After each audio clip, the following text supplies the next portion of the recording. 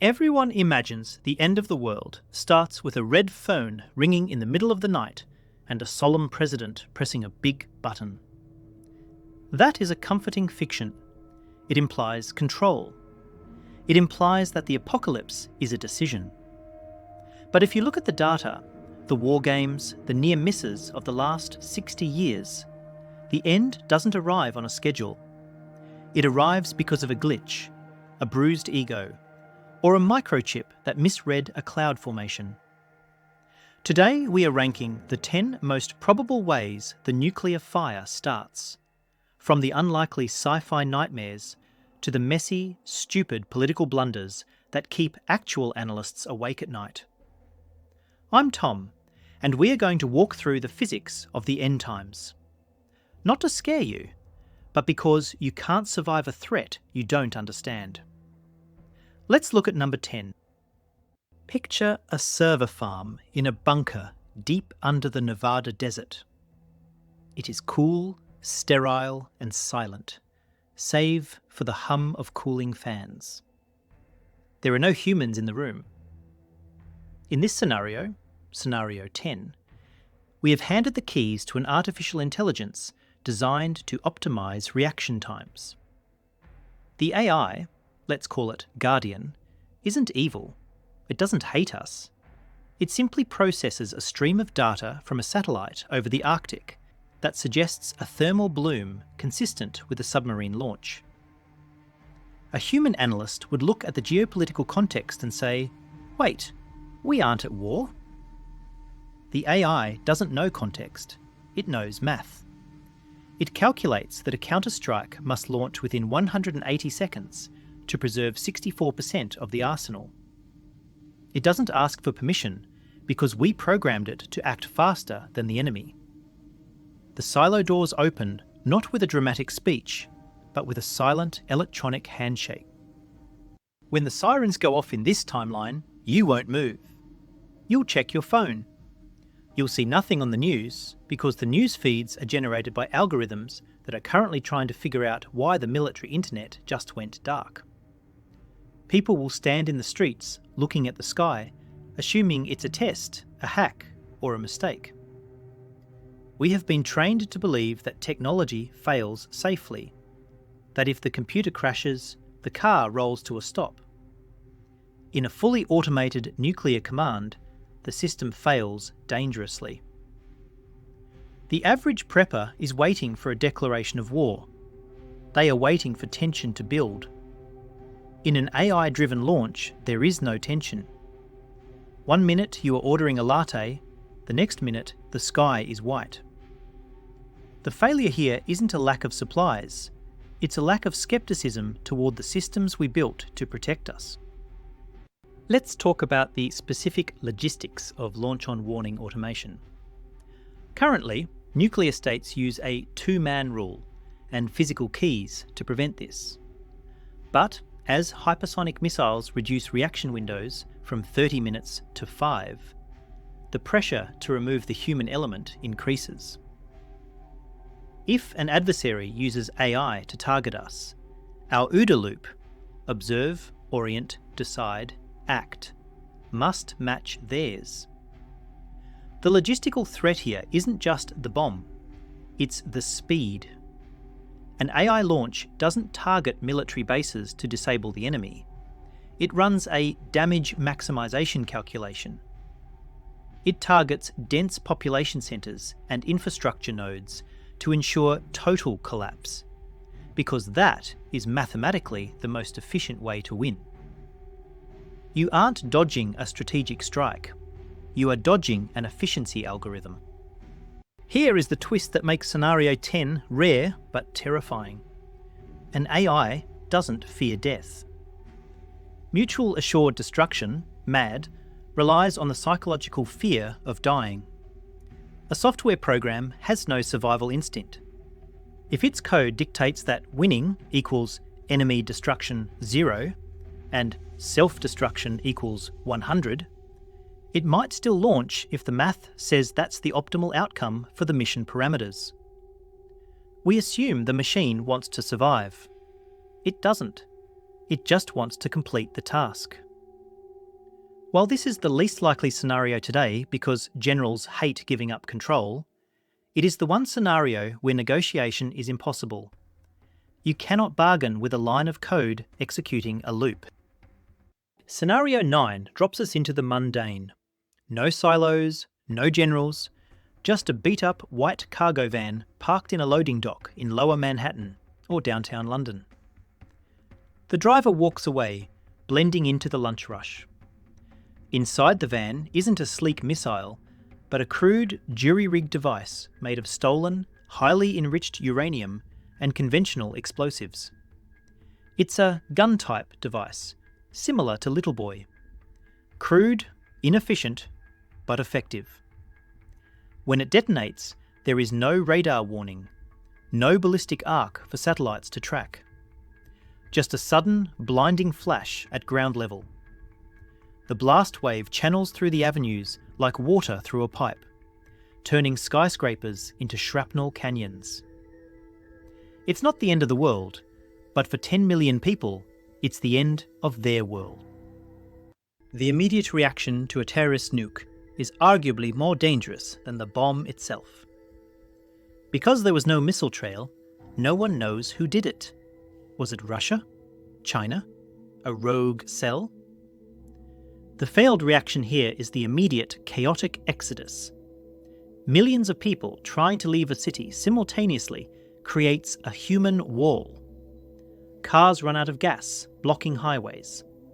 People panic buy every scrap of food within a 500-mile radius. The grid locks up not from EMP, but from overload. While the masses are glued to the TV, waiting for the president to blame a nation-state, they are inhaling radioactive dust because they don't understand the difference between an airburst and a ground burst. Here is the survival math you need for Scenario 9. A military airburst is designed to flatten cities with pressure. It sucks debris up into the stratosphere. A terrorist ground burst is different.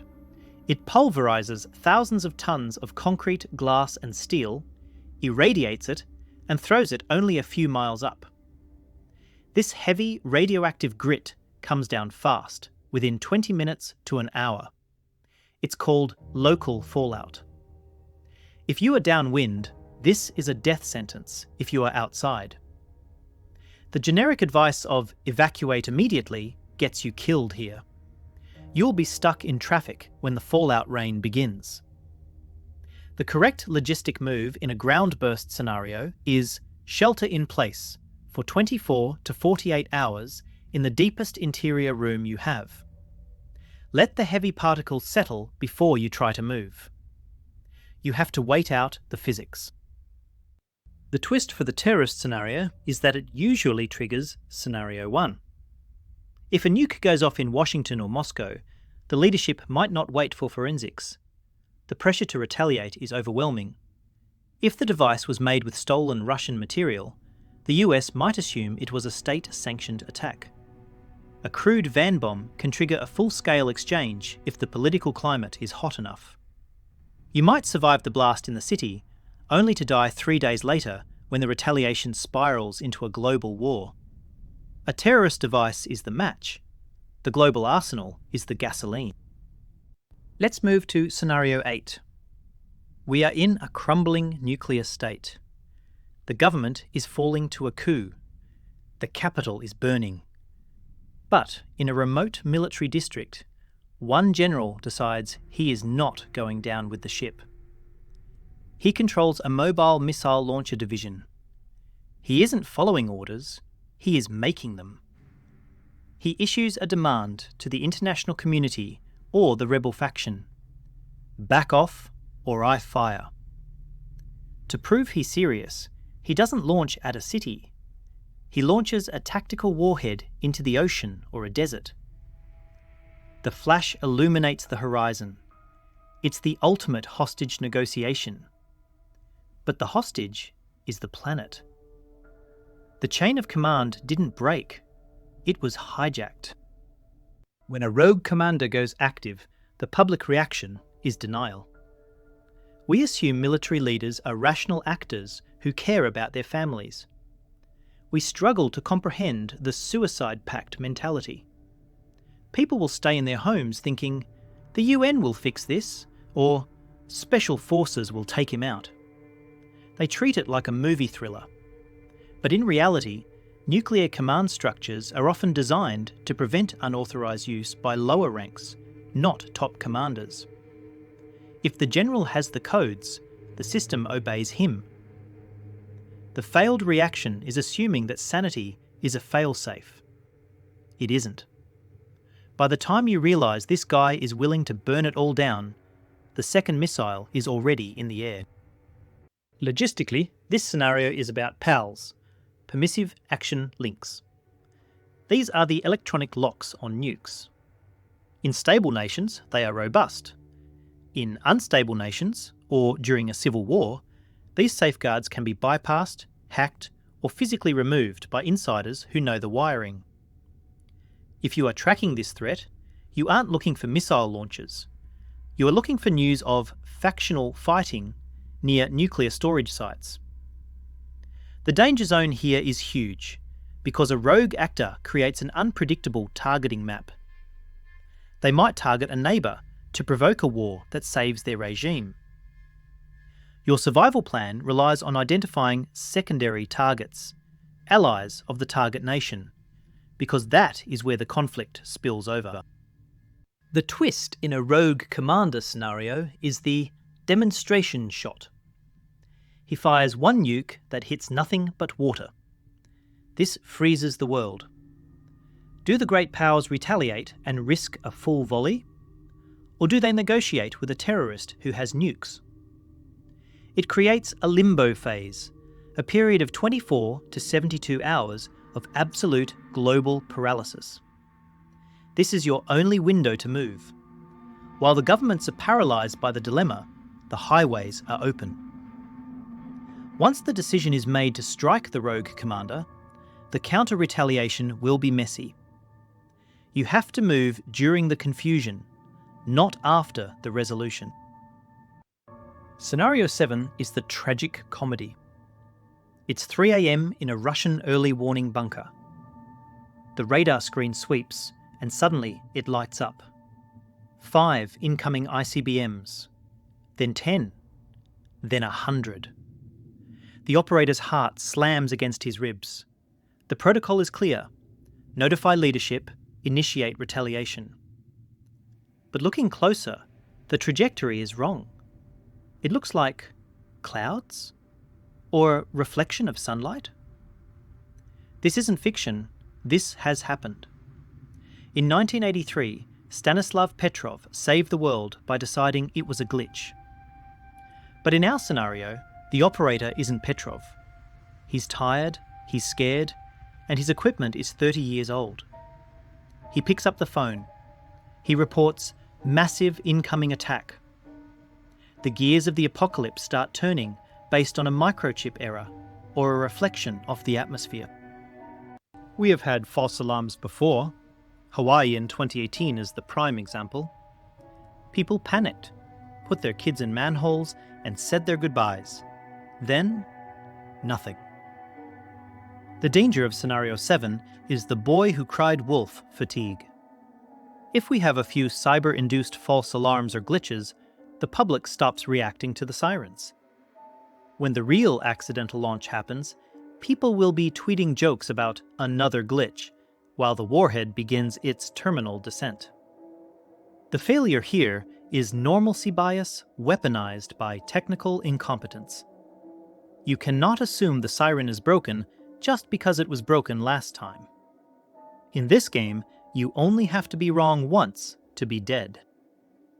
Technical failure brings us to the terrifying concept of the dead hand perimeter system in Russia. This is a semi-automated system designed to ensure retaliation even if the leadership is wiped out. If sensors detect seismic activity, radiation, and a loss of communication with the Kremlin, it can authorize a launch automatically. A technical failure here, a sensor malfunction combined with a comms outage, could trigger the end of the world without a single human order. The logistics of surviving this are grim, because there is no political build-up. There is no tension to warn you. It is a bolt from the blue.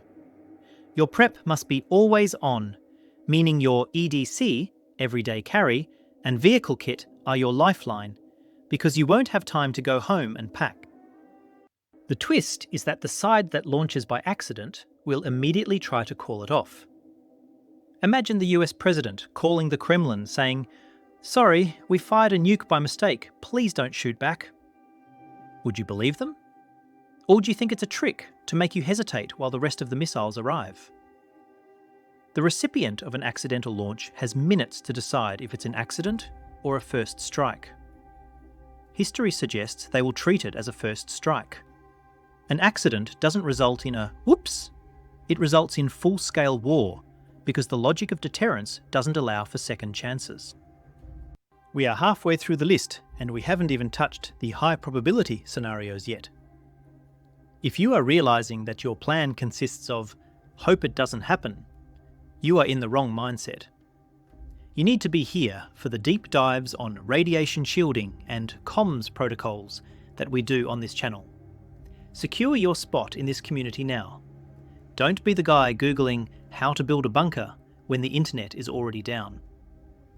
Now, let's look at scenario 6, where the screen you are watching right now becomes the weapon. Scenario 6, cyber attack. You wake up to a notification. It's a video of the president declaring a state of emergency and authorizing a preemptive strike against an aggressor. The voice is perfect. The mannerisms are perfect. But it's AI generated. Simultaneously, the early warning radars in the opposing country are flooded with phantom data packets showing hundreds of inbound missiles. This is spoofing. The hackers, maybe a state, maybe a non-state anarchist group, have infiltrated the command and control layer. They aren't launching the nukes, they are tricking the humans into launching them. The screens lie. The phones lie. The only truth is out the window, but by the time anyone looks, the silos are opening. The public reaction to a cyber-induced crisis is total paralysis. One channel says we are at war. The other says it's a hoax. Social media is flooded with bots amplifying the panic. You don't know whether to run to the basement or go to work. This hesitation is lethal. If the attack is real, you lose your lead time. If it's fake, the panic causes gridlock and riots anyway. The masses fail because they wait for consensus in a digital environment designed to destroy consensus. In a cyber scenario, information is the first casualty. You cannot rely on digital confirmation. How do you survive a war started by hackers? You have to go analog. If the internet and GPS are compromised or spoofed, you need physical maps, AM/FM radio, and ham radio skills. The logistics here involve out-of-band verification. Do not trust what you see on a screen. Listen to the shortwave frequencies used by the military, High Frequency Global Communications System. If they're broadcasting EAMs, emergency action messages, in a frenzied stream, the threat is real, regardless of what Twitter says. The specific logistical tip: keep a battery-powered shortwave radio in a Faraday bag. When the cyber attack hits, the digital world becomes a hall of mirrors. The radio waves don't lie. The twist in cyber warfare is false flag attribution. A hacker group in country A can route their attack through servers in country B to make it look like country C is attacking country D. It's a geopolitical bank shot. The US might think Russia is attacking, launch a retaliation, and only find out later it was a third-party actor trying to destroy both superpowers. This adds a layer of chaos where allies might accidentally fire on allies. The confusion ensures that the war is maximum intensity because no one knows who to negotiate with to stop it. Scenario 5 brings us to the most volatile borders on Earth, India-Pakistan, or perhaps the Middle East. It starts with a terrorist attack. then a tank column crossing a border. One side, fearing they are about to be overrun and conquered, detonates a small tactical nuclear weapon against the advancing army. It's not a city strike, yet. It's a battlefield use. The shockwave dusts a battalion of tanks, but the radiation drifts into a nearby village. The other side, unable to show weakness, fires 2 missiles at airfields. Suddenly, the taboo that has held since 1945 is broken. The genie is out of the bottle, and he is angry. If India and Pakistan start trading nukes, the guy in Ohio or Manchester thinks, "That's tragic, but it's halfway around the world. I'm safe." This is the fatal error. They continue going to work. They don't stock up on food. They watch the mushroom clouds on CNN like it's a spectator sport. They fail to realise that the atmosphere doesn't have borders. The economic shockwave hits instantly. Stock markets crash. Supply chains for medicine and electronics, reliant on that region, vanish. But the real killer arrives weeks later, silent and invisible. Here is the science of nuclear winter light. A regional war detonating 100 Hiroshima-sized weapons would inject about 5 million tonnes of black soot into the upper stratosphere. This soot absorbs sunlight. It doesn't cause an ice age, but it drops global temperatures by 2 to 3 degrees Celsius. That sounds small? It's enough to shorten growing seasons in the US and Europe, causing a 20 to 30% failure in grain crops worldwide. The logistics threat here isn't radiation, it's famine. The price of bread triples. Then it tenfold. Then there is no bread. Your prep for Scenario 5 is strictly caloric. You need 12 months of deep pantry storage, not because of fallout, but because the global food web will snap. You are prepping for the starvation that follows the war, not the war itself. The twist. Regional wars rarely stay regional. If Pakistan is about to be wiped off the map, they might fire everything they have indiscriminately. Or a superpower ally might step in to stabilise the region and get drawn into the exchange. A limited nuclear war is a myth. Once the threshold is crossed, panic sets in globally. Other nuclear states might go to high alert, leading to accidental launches. See Scenario 7. A local conflict is just the first domino in the chain. Scenario 4. Escalation from a great power war. Think US versus China over Taiwan, or NATO versus Russia in Eastern Europe. It starts with conventional missiles. Satellites are shot down. The internet is spotty. Then, a catastrophe. A US aircraft carrier is sunk by a hypersonic missile, killing 5,000 sailors. Or, a Russian army is encircled and facing total defeat. The losing side, desperate to force a ceasefire, adopts the escalate to de-escalate doctrine. They fire a single, low-yield nuclear weapon at a naval group or a military hub. It is meant to be a slap in the face that says, "Stop, or we all die." Instead, it is interpreted as the start of the end. In a conventional war, the public is pumped full of patriotism and propaganda. When the first nuke is used, the reaction is rage, not fear. The public demands retaliation. "Nuke them back!" cries the mob. This psychological trap forces leaders to escalate rather than back down. The masses fail to switch gears from political war to survival mode. They stay in the cities to support the war effort, assuming their government can protect them.